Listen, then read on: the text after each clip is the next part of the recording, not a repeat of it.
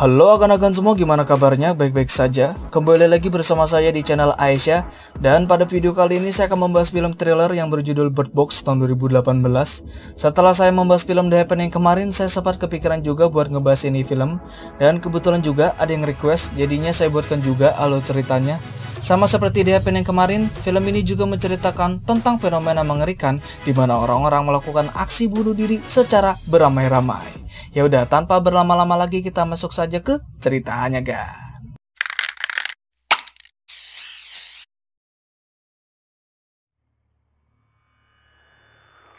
Di sebuah hutan di tepi sungai, hiduplah seorang wanita bersama dengan dua orang anak kecil. Terlihat mereka sedang bersiap-siap untuk melakukan sebuah perjalanan. Setelah semuanya siap, mereka pergi ke arah sungai untuk menaiki perahu. Yang menarik di sini adalah mereka menutup mata mereka dengan menggunakan kain. Entah apa yang mereka lakukan, tapi mungkin itu akan terjawab nanti. 5 tahun sebelumnya, terlihat ada seorang wanita yang sedang melukis sesuatu. Wanita ini bernama Mallory, wanita yang sama yang sudah kita lihat di awal tadi.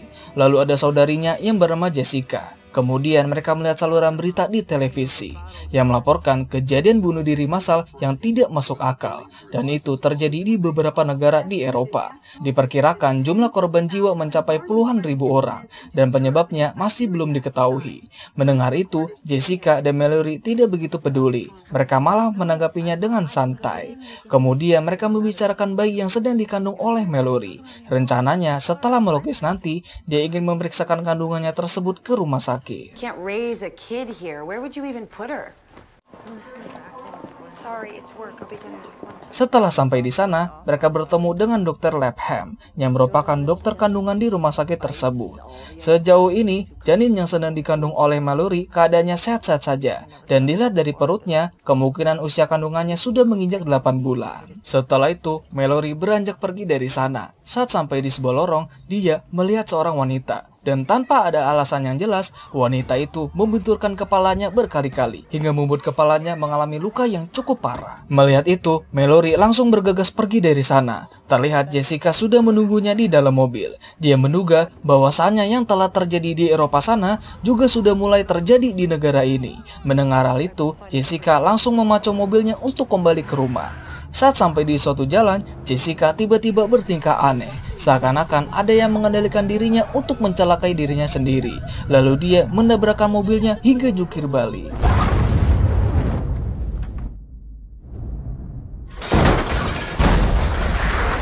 Setelah mobilnya terbalik, Jessica langsung keluar. Lalu dia berdiri tepat di depan truk yang sedang melaju dan membuat dirinya tewas tertabrak truk tersebut. Belum sempat melihat jasad saudarinya, Mallory langsung lari bersama dengan orang-orang sampai dia terjatuh di depan sebuah rumah. Di sana ada seorang wanita baik hati yang ingin menolongnya. Namun dirinya malah bertingkah aneh dan malah masuk ke dalam mobil yang sedang terbakar. Tak lama, muncul seorang pria yang datang membantu Mallory. Lalu mereka masuk ke dalam rumah tersebut dengan diikuti seorang wanita muda. She went to help you. Now she's gone. Di sana ada seorang pria bernama Greg yang merupakan pemilik dari rumah tersebut. Dan juga ada si botak bernama Douglas yang merupakan suami dari si wanita yang hangus terbakar tadi. Selain mereka, ternyata ada banyak orang yang juga sedang mengungsi di rumah tersebut. Dalam keadaan panik dan gelisah, mereka mencoba untuk menghubungi bantuan dan keluarga mereka. Namun tidak ada satupun yang bisa mereka hubungi. Lalu mereka mencoba untuk bersikap tenang dan berpikir jernih agar dapat mengetahui apa yang sebenarnya terjadi. Salah satu pria yang bernama Tom memberitahu mereka, saat sedang di tempat konstruksi, teman kerjanya mulai bertingkah aneh. Setelah melihat sesuatu di depan matanya, dia nekat melakukan aksi bunuh diri. Dan mungkin itu yang membuat kejadian bunuh diri massal tersebut terjadi. Untuk itu, mereka semua langsung menutup semua jendela. Sepasang suami istri yang ada di sana berniat pulang ke rumah mereka karena khawatir akan keadaan anaknya yang ada di rumah. Lalu seorang pria bernama Charlie menjelaskan sesuatu. Mungkin ini adalah perbuatan dari sesosok makhluk supranatural yang dapat menghipnotis korbannya untuk melakukan bunuh diri. Dan ini adalah akhir bagi kehidupan manusia. The end of us. Singkat cerita, 3 hari sudah berlalu, dan mereka masih terjebak di rumah tersebut. Semua jaringan telepon juga mati total, yang membuat mereka tidak dapat menghubungi siapapun. Tak diduga, ada seseorang yang menggedor-gedor pintu depan rumah, dan memohon untuk dibiarkan masuk.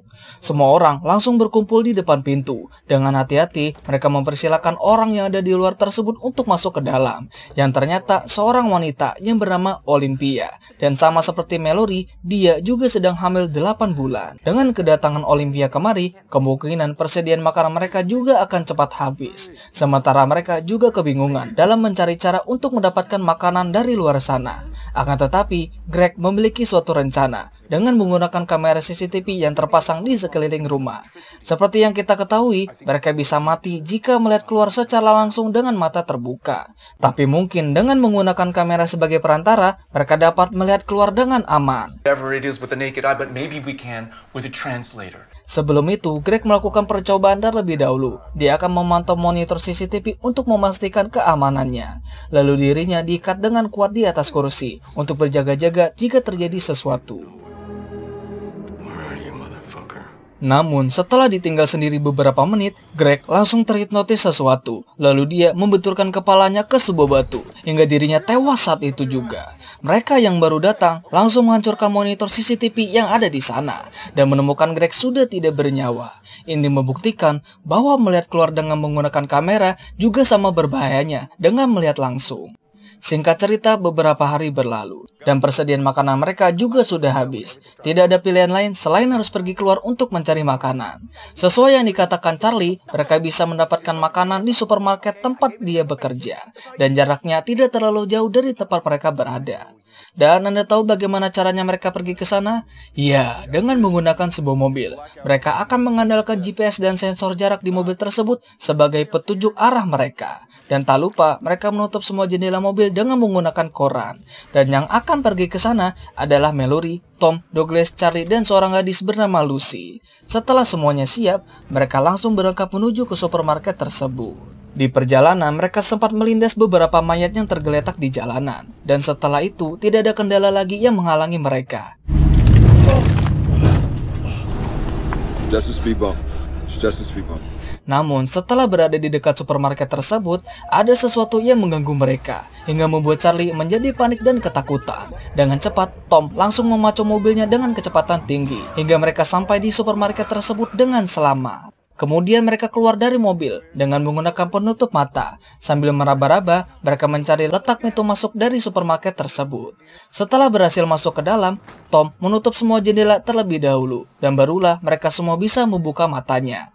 Akhirnya, setelah berhari-hari terjebak, mereka bisa mendapatkan pasokan makanan yang melimpah ruah. Bukan hanya makanan saja, mereka juga menemukan beberapa radio dan beberapa botol minuman keras. Di sana, Mallory menemukan sebuah kandang dengan 3 ekor burung di dalamnya, dan memutuskan untuk membawanya juga. Saat mereka sedang berkumpul, tiba-tiba ada seseorang yang menggedor-gedor pintu gudang belakang. Dan ternyata orang itu adalah teman kerjanya Charlie. Di saat yang bersamaan, burung-burung yang ada di kandang mulai ketakutan. Seakan-akan mereka merasakan ada sesuatu yang aneh. Lalu orang tersebut memaksa untuk masuk ke dalam. Tom, Lucy, dan Douglas berusaha untuk menahannya, tapi dia terlalu kuat. Charlie yang melihat itu langsung mengorbankan dirinya dengan mendorongnya keluar. Di saat yang sama, muncul aliran darah yang berasal dari dalam gudang tersebut. Bisa ditebak, Charlie sudah tewas bunuh diri. Tapi anehnya, orang tersebut terdengar masih hidup. Entah siapa orang tersebut, dan kenapa dia tidak bunuh diri. Mungkin itu akan terjawab nanti. Dengan cepat, mereka segera pergi dari sana. Sesampainya di rumah, orang-orang rumah merasa senang dengan semua persediaan yang berhasil mereka dapat. Namun, kegembiraan itu langsung sirna tatkala mendengar kabar bahwa Charlie sudah pergi meninggalkan mereka. Singkat cerita, malam pun tiba. Di saat orang lain sedang beristirahat, tak diduga Lucy dan teman prianya pergi membawa kabur mobil tersebut dan beberapa persediaan yang juga mereka bawa. Dan itu membuat mereka yang baru mengetahui hal tersebut dibuat sangat terkejut dan juga emosi. Seakan tidak percaya bahwa 2 orang tersebut telah mengkhianati mereka. Selang beberapa hari, kejadian tak terduga kembali terjadi. Dengan bodohnya, Olympia membiarkan orang asing untuk masuk ke dalam, tanpa memberitahu yang lain terlebih dahulu. Dan jelas saja, ketegangan mulai terjadi lagi. Orang asing tersebut bernama Gary. Dia bilang, sebelum sampai kemari, dia dan temannya diserang oleh sekelompok psikopat. Namun yang aneh dari ceritanya adalah, para psikopat itu tidak menutup mata mereka sama sekali. Dan tidak seperti mereka yang ada di rumah ini, para psikopat tersebut sama sekali tidak terpengaruh untuk bunuh diri. Terlebih lagi, mereka memaksa Gary dan temannya itu untuk membuka mata mereka. Mungkin para psikopat ini adalah manusia yang dikendalikan oleh para makhluk supranatural tersebut, sama seperti orang yang menyerang mereka di supermarket pada waktu itu. Itu berarti ada ancaman lain yang bisa menyerang mereka sewaktu-waktu. These crazy guys weren't affected like everyone else. They weren't wearing blindfolds. Mendengar itu, Douglas langsung merebut shotgun yang dipegang si Mallory. Lalu dia memaksa Gary untuk segera minggat dari rumah ini. Dia menganggap bahwa Gary sudah gila. Dia tidak percaya terhadap semua yang dia katakan. Dan mungkin akan sangat berbahaya jika membiarkannya untuk tinggal di rumah ini. Namun, tiba-tiba...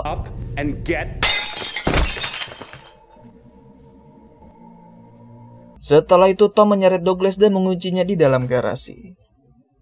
Singkat cerita, pagi hari pun tiba. Terlihat semua orang sedang beraktivitas seperti biasanya. Tak disangka, Olympia menunjukkan tanda-tanda kontraksi. Ini menandakan bahwa bayi yang sedang dia kandung akan segera lahir. Dengan cepat, Mallory, Tom, dan juga si nenek mempersiapkan semua perlengkapan untuk proses persalinan. Bersamaan dengan itu, Mallory juga merasakan tanda-tanda kontraksi. Itu berarti dia juga akan segera melahirkan. Melihat itu, Tom langsung membawanya ke ruang atas dan memulai proses persalinan.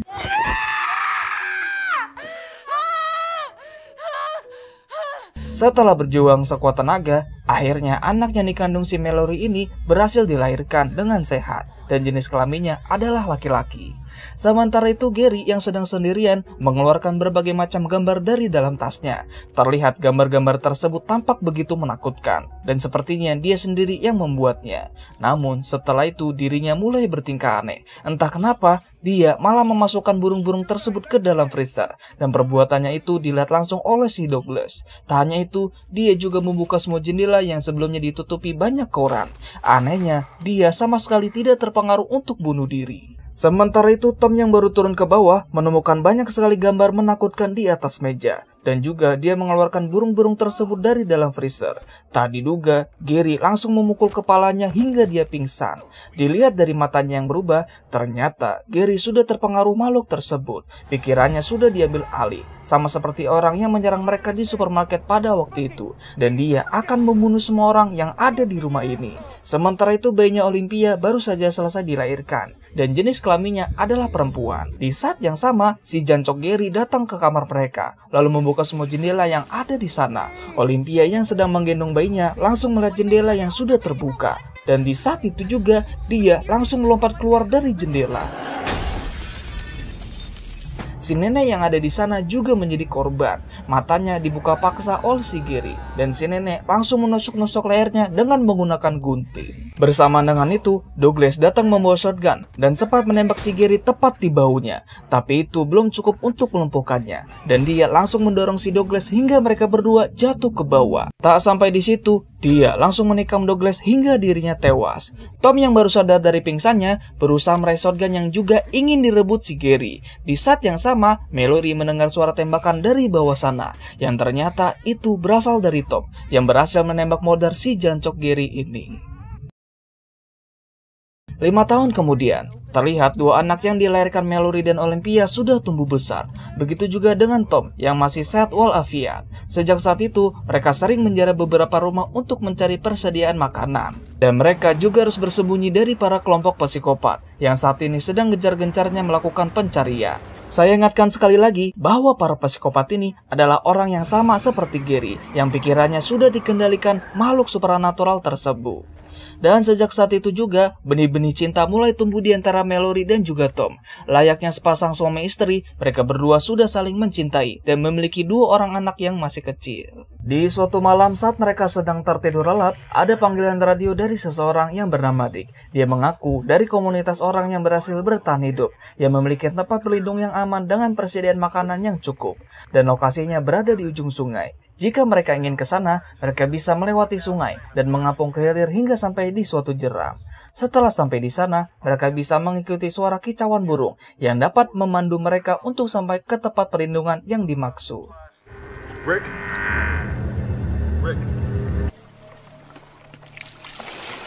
Paginya, Mallory dan Tom membicarakan hal tersebut.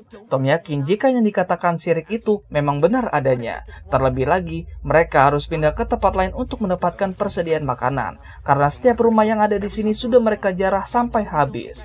Namun sebaliknya, Mallory menganggap ini adalah sebuah jebakan. Mungkin saja Rick merupakan salah satu dari kelompok psikopat tersebut yang saat ini sedang melakukan pencarian. Oh iya, saya lupa memperkenalkan dua bocah ini. Mereka bernama Boy dan juga Girl. Alasan mereka diberi nama seperti itu karena Mallory tidak ingin mereka percaya bahwa ada anak-anak lagi selain mereka di luar sana. Sejauh yang mereka tahu, hanya mereka satu-satunya orang yang masih hidup dan juga masih waras. Di suatu hari, mereka berempat pergi ke suatu rumah. Seperti biasa, mereka mencari makanan dan beberapa barang yang sekiranya masih berguna. Di saat mereka sedang asik memakan biskuit stroberi, tak diduga kelompok psikopat tersebut sampai di tempat mereka dan mengetahui keberadaan mereka yang ada di dalam. Lalu Tom menyuruh Mallory untuk pergi bersama anak-anak, sementara dia sendiri akan mengalihkan perhatian mereka. Seperti yang kita lihat, para psikopat tersebut tidak memakai penutup mata sama sekali. Saat mereka melihat Mallory dan anak-anak, Tom langsung membunuh mereka dengan sangat cepat.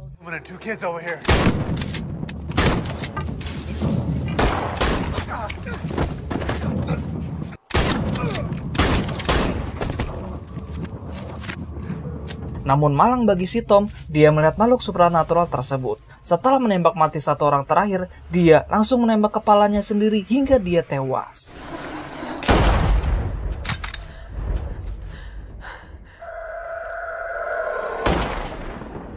Tentu, hal tersebut diketahui oleh si Mallory, dan dia sangat bersedih atas kepergian orang yang dia cintai. Setelah itu, dia berencana untuk pergi ke tempat perlindungan yang diberitahu Rick pada waktu itu. Bersama dengan anak-anak, dia akan pergi mengarungi sungai dengan menggunakan perahu.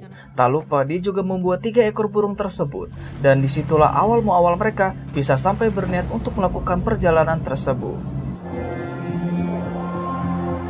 Singkat cerita, 42 jam telah berlalu. Setelah berhari-hari mereka mengarungi sungai, akhirnya mereka sampai di jeram tersebut yang memiliki arus yang sangat deras. Dengan mata yang tertutup, akan sangat sulit untuk melewati jeram tersebut. Tapi mereka tetap yakin bisa melewati rintangan tersebut.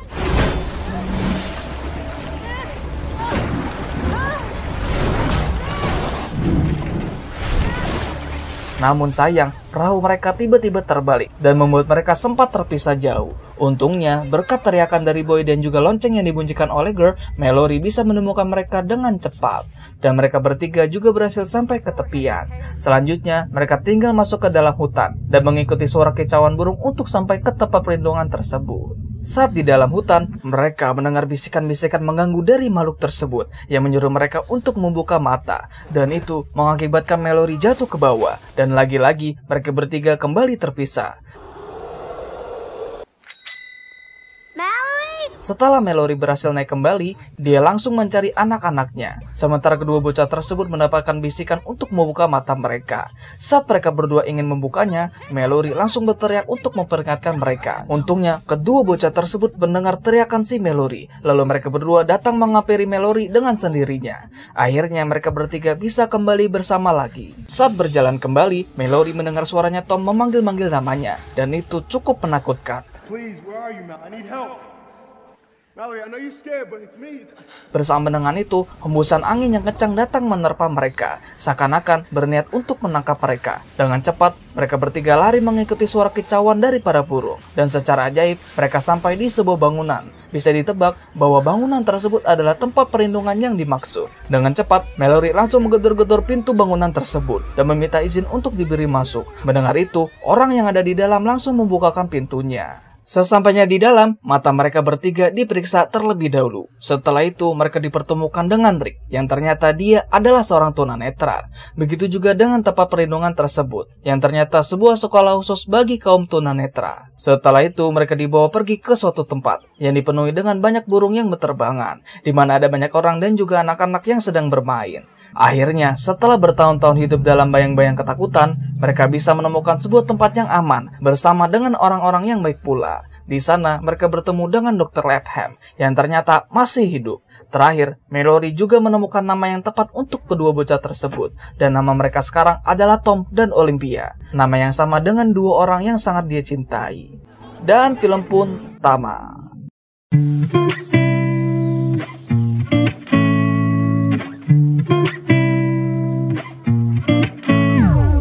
Setelah saya nonton film ini, ada satu hal yang bisa saya tangkap, bahwasannya selain memiliki kicauan yang merdu, seekor burung bisa merasakan aura negatif dari makhluk supranatural, sejenis setan.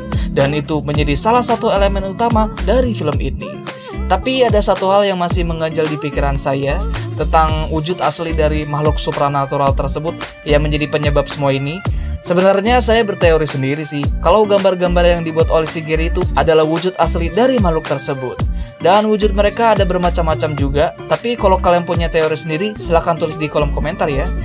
Oke, segitu saja untuk pembahasan kali ini. Jangan lupa untuk like, comment, share, dan subscribe-nya agar saya bisa termotivasi untuk membuat konten selanjutnya. Saya Pras mengucapkan terima kasih. Salam pergabutan Indonesia.